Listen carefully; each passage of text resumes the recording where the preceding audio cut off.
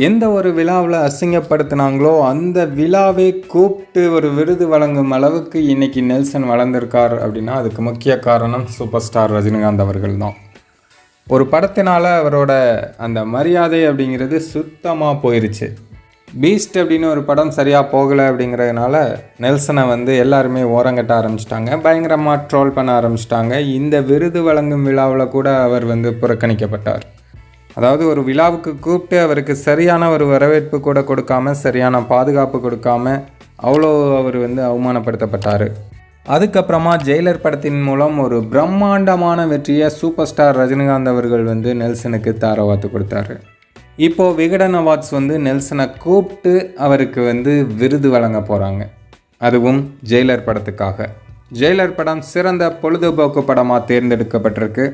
So அதனால் Jailer படத்துக்கு Nelson விருது வாங்க போகிறாரு. நெல்சனுக்கு எல்லா இடத்துலையும் போன மரியாதையை திருப்பி கொடுத்தது நம்ம தலைவர் சூப்பர் ஸ்டார் ரஜினிகாந்த் அவர்கள் தான்.